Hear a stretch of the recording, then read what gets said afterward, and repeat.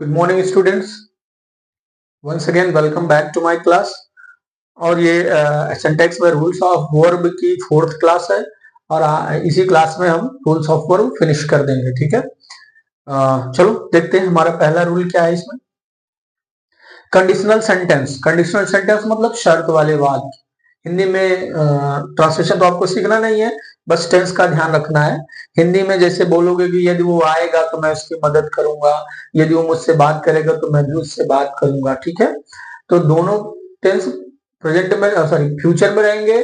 और देखो शर्त है, यदि वो आएगा तो मैं बात करूंगा। बात करने की शर्त क्या है? आने की। ठीक, फिलहाल देखते हैं रूल क्या है। कंडीशनल सेंटेंस में यदि शर्त फ्यूचर टेंस में हो, ठीक, कंडीशनल सेंटेंस में यदि शर्त फ्यूचर टेंस में हो, इफ या व्हेन से शुरू होने वाले क्लॉज में सिंपल प्रेजेंट टेंस लगता है, तथा बाद वाले क्लॉज में जो प्रिंसिपल क्लॉज होता है उसमें क्या लगता है? सिंपल फ्यूचर टेंस का उपयोग होता है।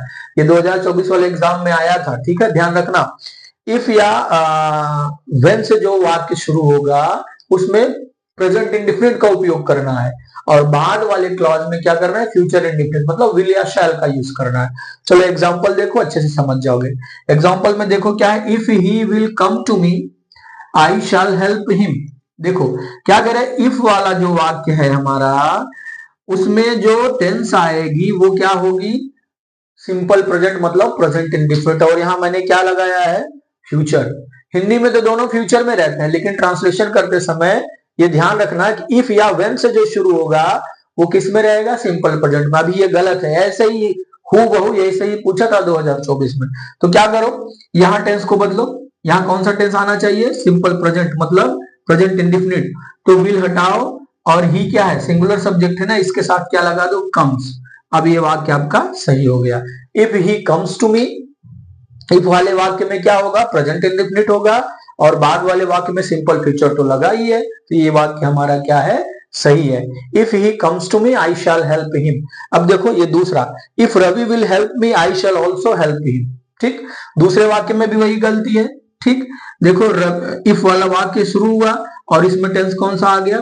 फ्यूचर। इफ या व्हेन से शुरू होने वाले वाक्य में आपको फ्यूचर नहीं लगाना है, फ्यूचर टेंस नहीं लगाना है, क्या लगाना है? प्रेजेंट इंडिफिनिट लगाना है। तो क्या करो, ऐसे वाक्य को सही करने के लिए क्या करो? विल को हटाओ, रवि सिंगुलर सब्जेक्ट है, वर्ब में यस लगेगा, अगर प्लूरल होता तो यस नहीं लगता। इफ रवि हेल्प्स मी, यदि रवि मेरी मदद करेगा, आई शैल ऑल्सो हेल्प हिम, मैं भी उसकी मदद करूंगा। आई hope you all have understood. ये कब होगा? जब फ्यूचर मतलब जब शर्त किस में हो? फ्यूचर टेंस में हो। हालांकि आपको वो ध्यान नहीं देना है फ्यूचर में प्रेजेंट में, बस ध्यान रखना यदि प्रिंसिपल क्लॉज में सिंपल फ्यूचर आया है तो सबऑर्डिनेटिंग क्लॉज मतलब इफ या व्हेन से शुरू होने वाले वाक्य में क्या आएगा? प्रेजेंट इंडेफिनिट आएगा। अच्छा, एक गलती और करता है। गलती क्या करेगा? यहां तो इफ रवि हेल्प्स मी, यहां शैल की जगह प्रेजेंट टेंस दे देगा, मतलब दोनों में प्रेजेंट टेंस का उपयोग कर देगा। जैसे दोनों में फ्यूचर किया था ना, वैसे दोनों में प्रेजेंट कर उपयोग करके पूछेगा, तब भी आप सही कर लेना। इफ वाले में तो प्रेजेंट रहेगा ही रहेगा, लेकिन बाद वाले में आपको क्या लगा लेना है? फ्यूचर इंडिफिनिट कर देना है, और आपका वाक्य क्या हो जाएगा? सही। ठीक है, इफ या व्हेन वाले में सिंपल प्रेजेंट और बाद वाले में क्या करना है? Simple future. चलो चलते हैं अगले रूल पर।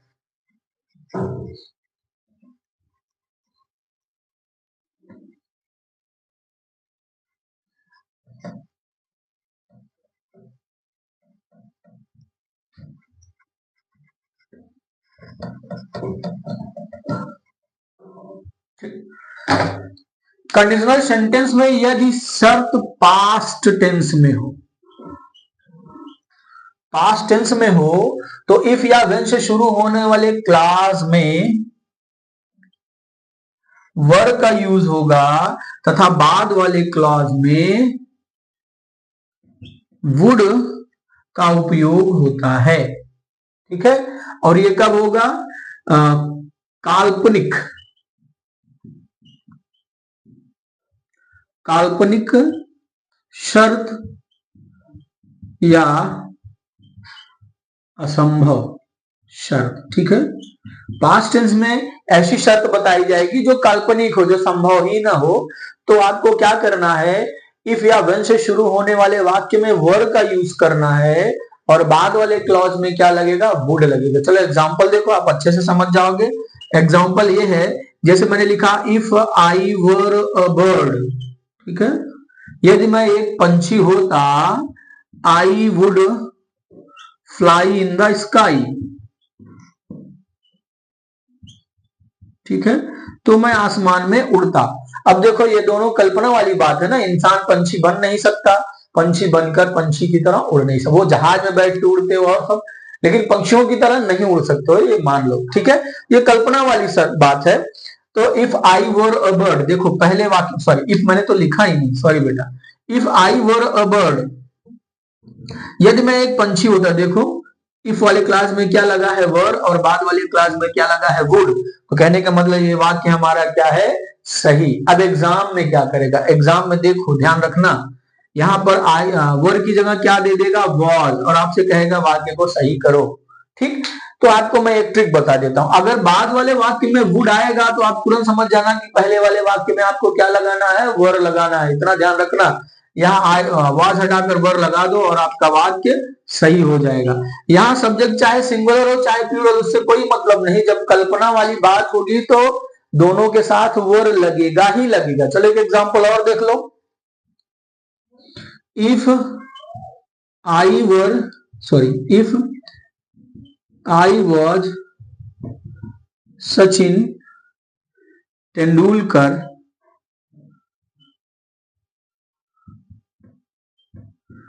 I would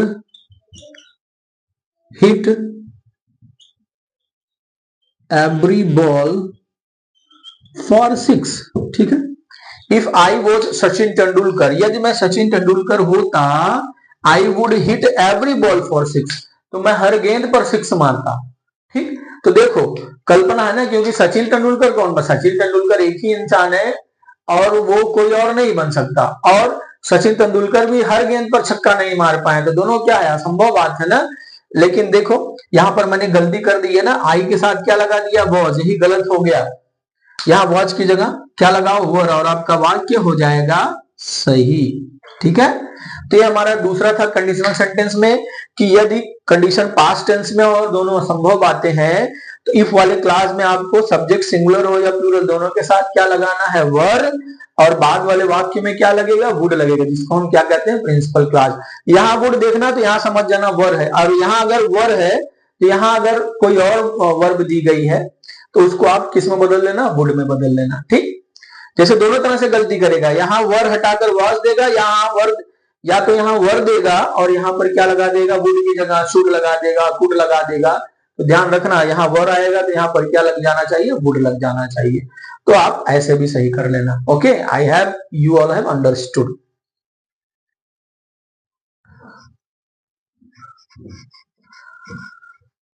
चलते हैं, काल्पनिक शर्त में पास्ट टेंस में ही एक और चीज होता है, ठीक। यदि कंडीशनल सेंटेंस में, सॉरी यदि कंडीशनल सेंटेंस में यदि शर्त पास्ट टेंस में हो, इफ वाले, इफ से शुरू होने वाले क्लास में पास्ट परफेक्ट टेंस तथा बाद वाले क्लॉज में would, could, should, have plus verb का थर्ड फॉर्म प्रयोग होता है, ठीक। ये पास्ट की दूसरी कंडीशन है, इसमें संभव बात नहीं रहेगी, बस ऐसी बातें रहेंगी जो हो सकती थी पर हुई नहीं, ठीक। तो यदि कंडीशनल सेंटेंस में शर्त पास्ट टेंस में है तो इफ या व्हेन से शुरू होने वाले क्लास में आपको पास्ट परफेक्ट टेंस लगाना है, मतलब हैड प्लस वर्ब का थर्ड फॉर्म लगाना है, और बाद वाले क्लॉज में जो प्रिंसिपल क्लॉज है उसमें वुड, कुड, शुड तीनों में से कोई एक आएगा, उसके बाद हैव आएगा, उसके बाद वर्ब का थर्ड फॉर्म आएगा। चलो देखते हैं एग्जाम में कैसे देगा। If you had decided you should have gone, ठीक। ऐसे वाक्य है, ये सही वाक्य। देखो क्या कह रहा है, इफ यू हैव डिसाइडेड, यदि तुमने निर्णय ले लिया था, यू शुड हैव गॉन, तो तुम्हें चले जाना चाहिए था। अब बेटा एग्जाम में क्या करेगा, देखो एग्जाम में हैड हटाएगा, मतलब यहां पर क्या दे देगा, प्रेजेंट इंडेफिनिट दे देगा, और बाद वाले वाक्य में वुड शुड हैव या कुड हैव या वुड हैव तो देगा ही देगा। तो आप याद रखना, जब प्रिंसिपल क्लॉज में वुड कुड शुड हैव के साथ वर्ब का थर्ड फॉर्म आए, तो आप तुरंत समझ जाना इफ वाले क्लॉज में आपको क्या लगाना है, पास्ट परफेक्ट टेंस। यहां पर आप हैड लगा दोगे और आपका वाक्य क्या हो जाएगा, सही। चलो ये तो एक तरह से, चलो देखो एक तरह से और ये पूछता है, कैसे मैं बताता हूं।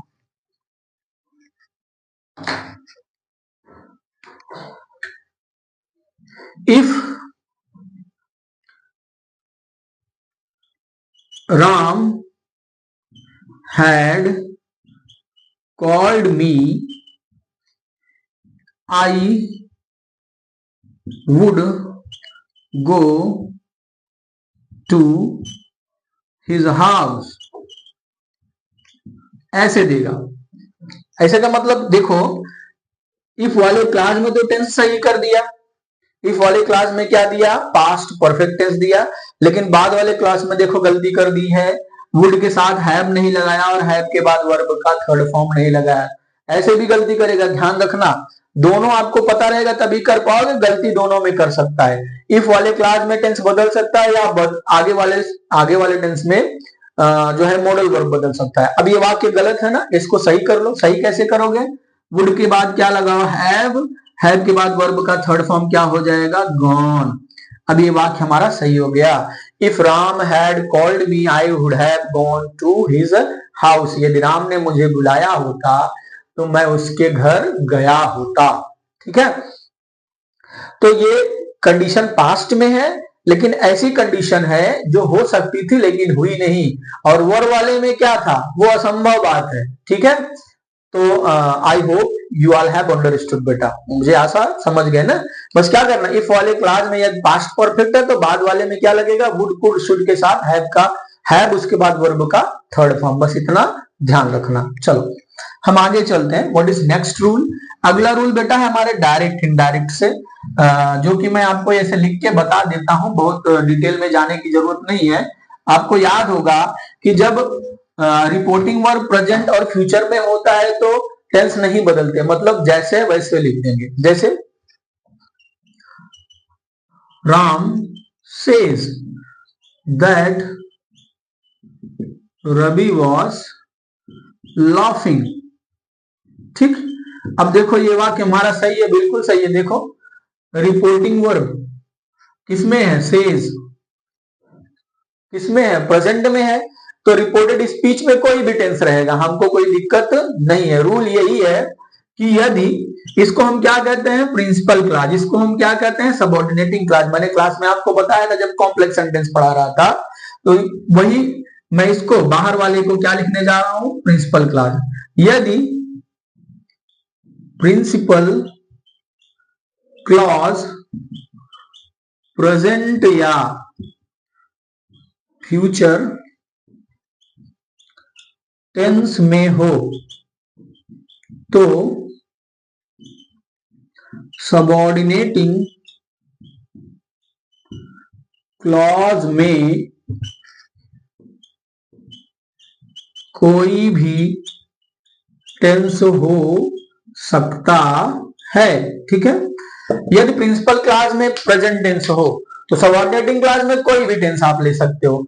जैसे ऊपर वाला एग्जांपल था, एक और नीचे देख लो। जैसे Rohit will say that Ravi is a doctor. ठीक है, रोहित विल से, ये क्या है हमारा प्रिंसिपल क्लास, किस टेंस में है, फ्यूचर में। देखो सबऑर्डिनेटिंग क्लास में कोई भी टेंस, यहां पर प्रेजेंट था तो ये प्रेजेंट ही रहेगा, पास्ट भी हो सकता है, फ्यूचर टेंस भी हो सकता है। तो ये आपकी जानकारी के लिए था, आपको याद दिलाने के लिए था। ये एग्जाम में नहीं आएगा, एग्जाम में इसके बाद वाला आएगा। क्या आएगा मैं आपको बताता हूं। ठीक, अभी मैं इसको मिटाता हूं। और इसके बाद वाला ये है कि यदि प्रिंसिपल क्लास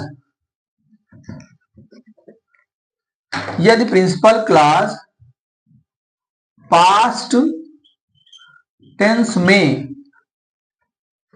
हो तो सबऑर्डिनेटिंग क्लास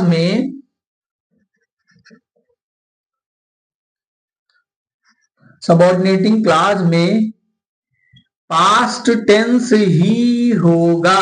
यही एग्जाम में पूछता है। आपने डायरेक्ट इनडायरेक्ट में इस नियम को उल्टा मतलब थोड़ा घुमा के पढ़ा था क्या कि यदि रिपोर्टिंग वर्ब पास्ट टेंस में है तो रिपोर्टेड स्पीच का टेंस बदल जाएगा। और बदलता कैसे था याद है ना, प्रेजेंट सारा पास्ट में चला जाता था, पास्ट ऑपस में बदलता था और फ्यूचर वुड कुड शुड में बदल जाता था, तो सब ये पास्ट टेंस हो जाता था। वही रूल यहां पढ़ना है, बस नाम बदल दिया कि यदि प्रिंसिपल क्लास पास्ट टेंस में हो तो सबऑर्डिनेटिंग क्लास पास्ट टेंस में ही होगा। ठीक है, यहां में लगा में ही होगा। चलो एग्जांपल देखते हैं, आपको नियम समझ में आ जाएगा। जैसे मैंने कहा Rahul said Rahul said that his father is a doctor. और आपसे एग्जाम में यही रूल पूछता है। एग्जाम में अब आपसे पूछेगा एग्जाम में कि गलती कहां है, गलती जो है वो सही करो। देखो हमारा प्रिंसिपल क्लास जिसको हम क्या कहते हैं रिपोर्टिंग वर्ब, किस टेंस में है, पास्ट टेंस में। सेड है ना पास्ट टेंस में, वर्ब का सेकंड फॉर्म। तो बाद वाले क्लॉज में जो टेंस आएगा वो पास्ट टेंस में ही होना चाहिए, क्योंकि जब हम इनडायरेक्ट बनाएंगे टेंस बदल जाएगा ना, तो इज लगाने की जरूरत ही नहीं है। यहां पर क्या लग जाएगा, वॉज। यहां पर वॉच कर दो और आपका वाक्य क्या हो जाएगा, सही। ठीक है, ये हो जाएगा Rahul said that his father was a doctor. चलो एक एग्जांपल और देखते हैं।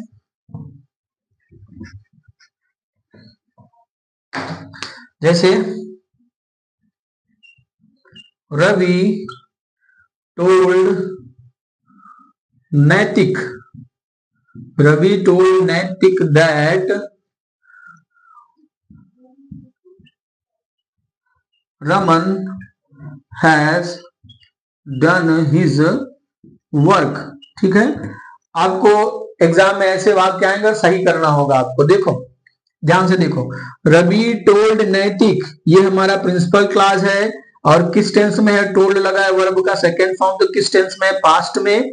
तो बाद वाला class Raman has done his work, ठीक, किसमें होना चाहिए, पास्ट में। और देखो यहां पर हैज लगा है, मतलब ये किस टेंस में है, प्रेजेंट में। तो वाक्य गलत है ना, इसको सही करने के लिए आपको यहां पर क्या लगाना होगा, हैज की जगह क्या लगा दो, है, और आपका वाक्य सही हो गया। रवि टोल्ड नैतिक that Raman had done his work.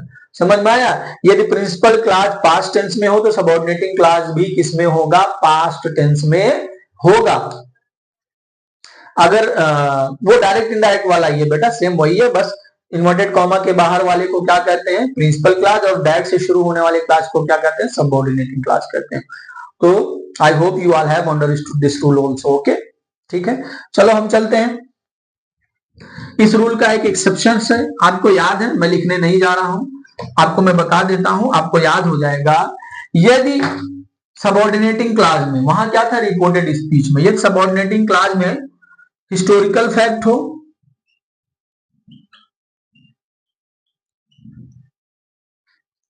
मतलब ऐतिहासिक तथ्य हो, आदत संबंधी बात हो, आदत संबंधी बात हो, या यूनिवर्सल ट्रुथ हो, मतलब सार्वभौमिक सत्य हो, या कोई कहावत हो जिसको प्रोवर्ब कहते हैं, कहावत हो, तो कोई भी टेंस हो सकता है, कोई भी टेंस हो सकता है प्रिंसिपल क्लॉज पास्ट टेंस में रहने के बावजूद, पास्ट टेंस में रहने के बावजूद। ठीक है, यदि सबऑर्डिनेटिंग क्लास में हिस्टोरिकल फैक्ट हो, आदत संबंधी बात हो, यूनिवर्सल ट्रूथ हो, या कोई कहावत हो, तो प्रिंसिपल क्लास पास्ट टेंस में रहे या ना रहे, सबऑर्डिनेटिंग सॉरी पास्ट टेंस में रहने के बावजूद भी सबऑर्डिनेटिंग क्लास में कोई भी टेंस रहेगा, वहां प्रेजेंट भी हो सकता है, पास्ट भी हो सकता है, फ्यूचर। चलो देखते हैं कैसे। जैसे teacher said that the earth moves round the sun. अब देखो टीचर सेड, ये हमारा प्रिंसिपल क्लास है और किस टेंस में? पास्ट में। उसके बाद वाले में क्या होना चाहिए था? पास्ट टेंस ही होना चाहिए था। लेकिन बाद वाला ध्यान से पढ़ो, ये क्या है? अर्थ मूव्स राउंड द सन, मतलब पृथ्वी सूर्य के चारों तरफ परिक्रमा करती है। ये क्या है? यूनिवर्सल ट्रूथ है बेटा ना। तो यहां पर आपको पास्ट नहीं लगाना है, ये जिस टेंस में रहेगा उसी में रह जाएगा। मतलब अक्सर हिस्टोरिकल फैक्ट बताना सिंपल प्रेजेंट में ही रहता है, प्रेजेंट इंडिफिनिट में रहता है, वर्ब के साथ यस या यस लगाकर लिखा जाता है। तो जिस टेंस में रहेगा उसी में रहेगा, उसको बदलने की जरूरत नहीं है। यहां पर एग्जाम में क्या कर देगा? मूव्ड लगा कर दे देगा और आपसे पूछेगा गलती कहां है, तो याद रखना इसको क्या बना देना? पास्ट इंडिफिनिट से किसमें कर देना? प्रेजेंट इंडिफिनिट में, और आपका वाक्य हो जाएगा सही। चलो एक एग्जांपल और देख लेते हैं। जैसे he told me that dog barks at strangers। ठीक, उसने मतलब मुझे बताया कि कुत्ते अजनबियों पर भौंकते हैं। he told me, ये क्या हमारा principal class? that dog barks at strangers, यहां पर कौन सा टेंस है? प्रेजेंट। लेकिन प्रिंसिपल क्लास हमारा प्रिंसिपल क्लास में सॉरी पास्ट टेंस में है, तो सबऑर्डिनेटिंग क्लास भी पास्ट टेंस में होना चाहिए था। लेकिन ध्यान से देखो किसकी बात है? आदत संबंधी बात है। कुत्ते अजनबियों पर भौंकते हैं, उनकी आदत है, तो यहाँ आपको टेंस बदलने की जरूरत नहीं है। आदत संबंधी बात भी किस में होती है? प्रेजेंट इंडिफिनिट में ही होती है। तो यहाँ पर यस या यस लगा रहेगा और उसको आपको बदलना नहीं है। एग्जाम में क्या करेगा? इसको ऐसे दे देगा बार्कड, और आपसे पूछेगा गलती कहां है, तो याद रखना आदत संबंधी बात भी क्या करना है? आपको प्रेजेंट इंडिफिनिट में ही लिखना है, एस लगा देना और आपका वाक्य क्या हो जाएगा? सही। Hope you all have understood. ठीक है, उम्मीद करता हूं ये समझ में आया होगा।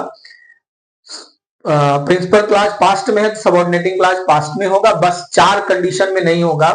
पहला हिस्टोरिकल फैक्ट, दूसरी आदत संबंधी बात, तीसरा यूनिवर्सल ट्रूथ और चौथी कोई कहावत हो, जिसमें यही दोनों पूछा जाता है, यूनिवर्सल ट्रूथ और आदत संबंधी बात, क्योंकि दोनों किस में होते हैं? प्रेजेंट इंडिफिनिट में होते हैं। ठीक है, ठीक है, इसलिए वहां पर पास्ट इंडिफिनिट लगा के दे दिया जाएगा और आपसे पूछा जाएगा। तो चलते हैं अगले रूल पर बेटा।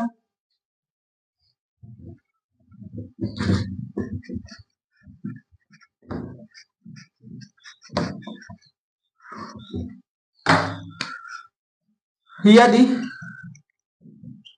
शर्त वाले वाक्य में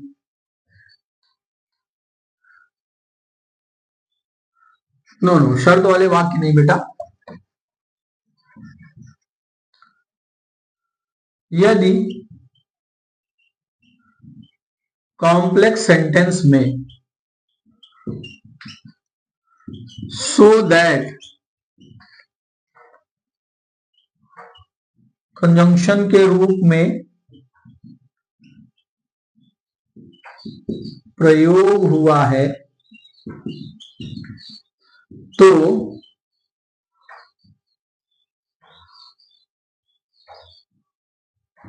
इसके पहले यदि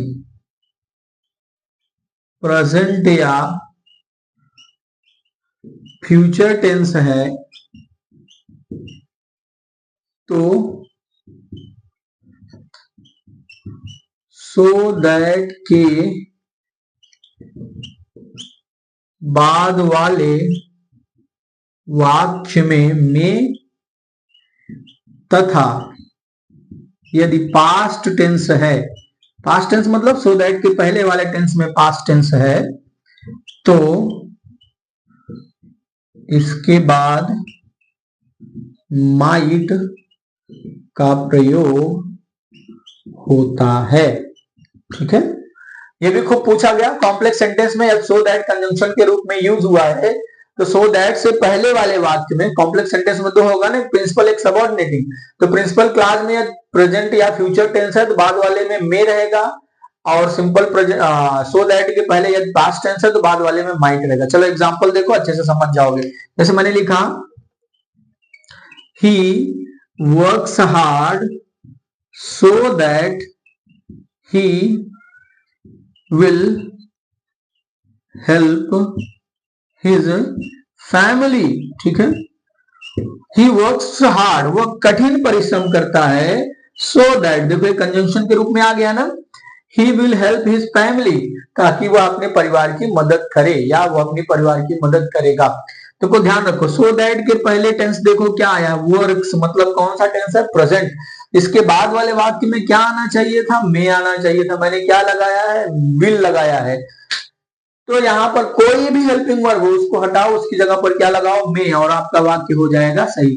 एग्जाम में ऐसे करेगा, मे नहीं देगा, विल दे देगा, वुड दे देगा, कुड दे देगा, ठीक है, कैन दे देगा, he can help his family ऐसे दे देगा, ठीक है।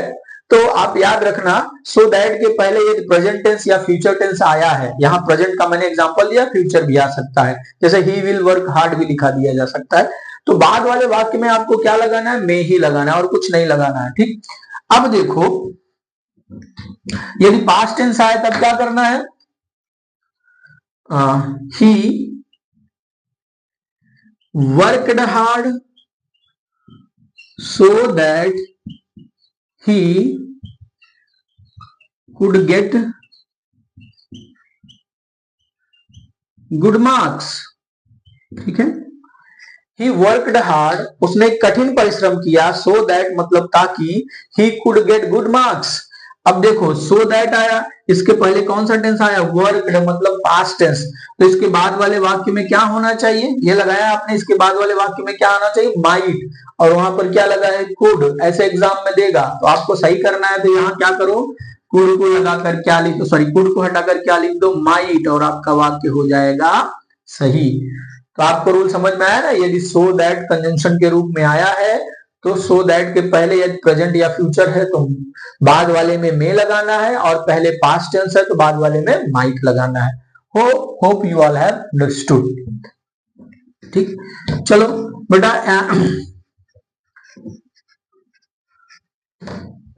एक रूल लेस्ट के रिगार्डिंग है, ये कॉम्प्लेक्स सेंटेंस में लेस्ट कंजंक्शन के रूप में आया है, कंजंक्शन के रूप में आया है, तो इसके बाद वाले वाक्य में शुड का प्रयोग होता है, तथा नॉट कभी नहीं आता, ठीक है।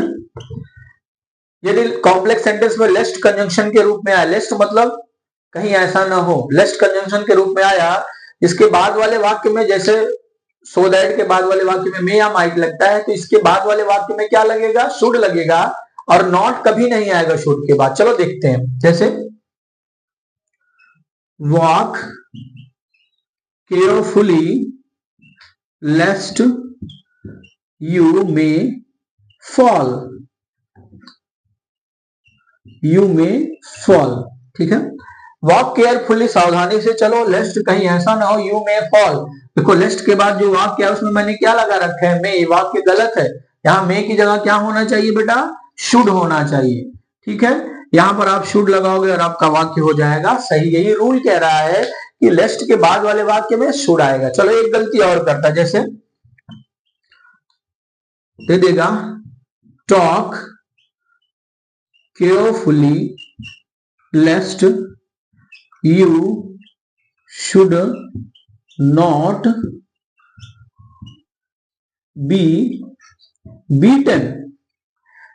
ठीक से बात करो, कहीं ऐसा ना हो कि तुम मार खा जाओ। देखो लिस्ट के बाद शुड लगाया, लेकिन शुड के बाद क्या लगा दिया, नॉट लगा दिया, यही गलती हो गई, ठीक है। तो शुड तो आएगा ना, लेकिन नॉट कभी नहीं आएगा, तो यहाँ पर नॉट हटा दो और आपका वाक्य क्या हो जाएगा, सही। तो लेस्ट के बाद हमेशा शुड लगाना है और बिना नॉट किया। आई hope you all have understood बेटा। चलते हैं बेटा अगले रूल पर। अगला रूल बड़ा सिंपल सा है और बड़ा अच्छा भी है क्या? लाई वर्ब के साथ टेल का उपयोग होता है, सॉरी लाई के साथ टेल वर्ब का उपयोग होता है।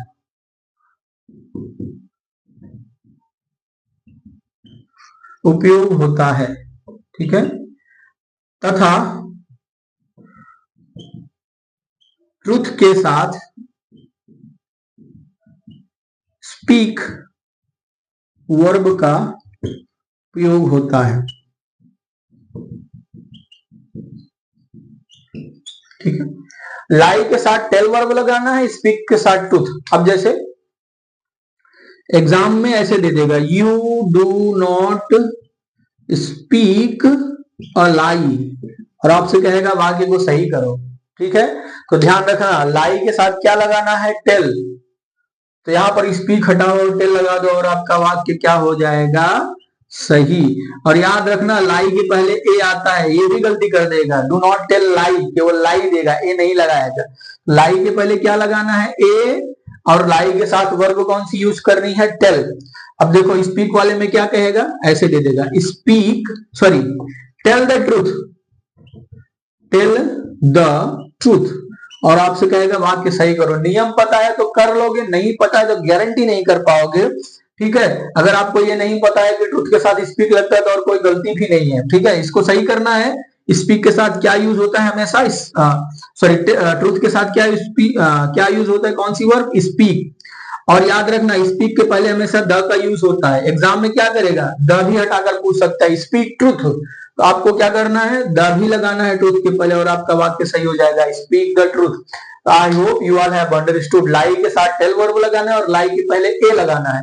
इस ट्रुथ के साथ स्पीक वर्ब लगाना है और ट्रुथ के पहले क्या लगाना है? द लगाना है, ठीक। चलो चलते हम अगले और अंतिम रूल पर। अगला और अंतिम रूल क्या है बेटा?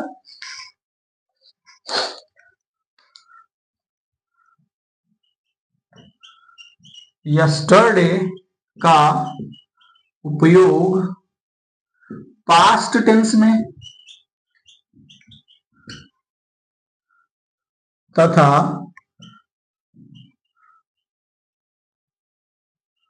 टुमारो का उपयोग फ्यूचर टेंस में होता है। ये तो आप जानते हो, ठीक है, टेंस में होता है, ठीक है, जानते हो, लेकिन फिर भी पूछा था। जैसे ये हो जाएगा, ही हैज कम यस्टरडे, और आपसे पूछेगा वाक्य को सही करो।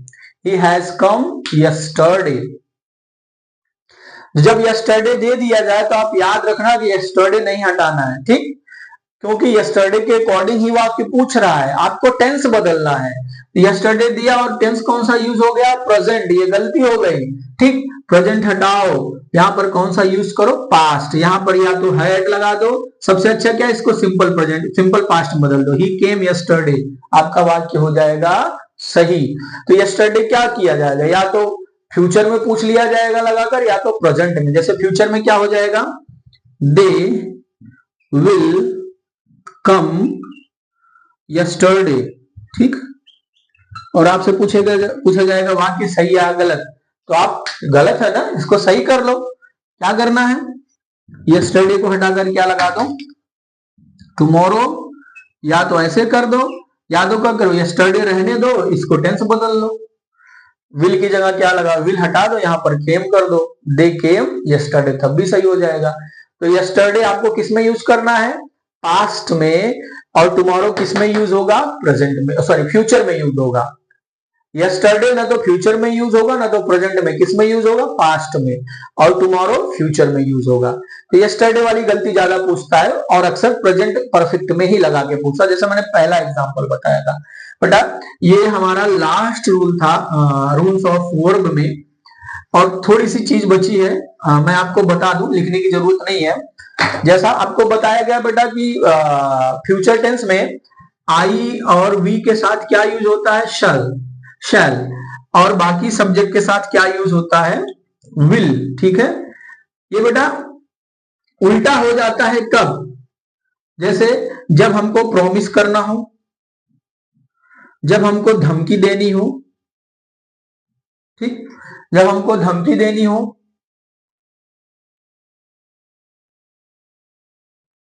जब हमको दृढ़ निश्चय करना हो, डिटर्मिनेशन दिखाना हो, ठीक है, डिटर्मिनेशन दिखाना हो, या जब हमको कमांड आदेश देना हो, ठीक, तो ये बदल जाएगा, मतलब आई वी के साथ विल का यूज हो जाएगा और दूसरे सब्जेक्ट के साथ शैल का यूज होगा। जैसे मैंने लिखा you shall get a book tomorrow, ठीक। अब ये वाक्य मेरा गलत नहीं है, यू के साथ मैंने शैल यूज कर लिया तो ये वाक्य गलत नहीं है, मैं वादा कर रहा हूं, ठीक, मैं उससे वादा कर रहा हूं। जब आप यू के साथ शैल का यूज कर लिए तो आप प्रॉमिस कर दिए कि तुम्हें कल किताब मिलेगी। तो यही होता है, कभी कभी क्लास में हम आई के साथ विल का यूज कर देते तो बच्चे कहते हैं कि सर आई के साथ विल का यूज नहीं होता। होता है बेटा, लेकिन वो कंडीशन क्या है, जब आप प्रॉमिस करो या धमकी दो। आपने मूवीज में देखा होगा, कहता है ना आई विल किल यू, ये नहीं कहता आई शैल किल यू, क्या कहता है आई विल किल यू, मतलब धमकी देता है मैं तुम्हें मार दूंगा। धमकी देने के लिए आई और बी के साथ विल का यूज हो सकता है। आप दृढ़ निश्चय कर रहे हो, ठीक है, I will come to your house या I will do this work, आप दृढ़ निश्चय कर रहे हो, आई के साथ विल लगाओ, बी के साथ विल लगाओ और उल्टा कर दो। यदि वहां बहुत सारे लोग या सेकंड पर्सन प्रोनाउन या दूसरे, जैसे राम दृढ़ निश्चय कर रहा है, Ram will do this work, Ram ये काम जरूर करेगा, ठीक। तो बस इसको एक्सचेंज, जैसे एक्सचेंज होगा अर्थ बदल जाएगा। क्या हो जाएगा, जब आई और बी के साथ विल लगेगा तो प्रॉमिस के लिए भी हो सकता है, धमकी के लिए भी, दृढ़ संकल्प के लिए भी और आदेश के लिए भी। जैसे you will have to go with your brother, तुम्हें तुम्हारे भाई के साथ जाना होगा, ये क्या है, ऑर्डर है, कमांड है। अब जैसे यू के साथ शैल का यूज कर लो, you will have to go with your friend, तुम्हें तुम्हारे दोस्त के साथ जाना होगा, ये भी क्या है, कमांड है। तो ये बदल जाएगा, आई वी के साथ विल का यूज होगा और सब्जेक्ट के साथ शैल का यूज हो जाएगा। तो ये सारी चीजें होंगी। जैसे एक एग्जांपल लिख लो, you will have to go Varanasi, ठीक। अब ये क्या है, ये ऑर्डर है, ये कमांड है। यू के साथ विल लग गया तो क्या हो गया, कमांड हो गया। और यहां पर अगर शैल लगता, सॉरी यू के साथ शैल लग गया तो क्या हो गया, कमांड हो गया। अब अगर यहां पर विल लगता तो ये फ्यूचर टेंस की बात होती कि तुम बनारस जाओगे, बस इतना होता। लेकिन you shall have to go to Varanasi तो क्या है, ये ऑर्डर है, तुमको जाना ही होगा, ठीक है। ये एग्जाम में नहीं पूछता, बस आपकी जानकारी के लिए, क्योंकि बार बार बच्चे पूछते रहते हैं। तो आई और बी के साथ विल का यूज हो सकता है और सब्जेक्ट के साथ शैल का यूज हो सकता है। बस आपको ये सारी चीजें अगर बतानी हो तो। Hope you all have understood बेटा। Thank you, take care.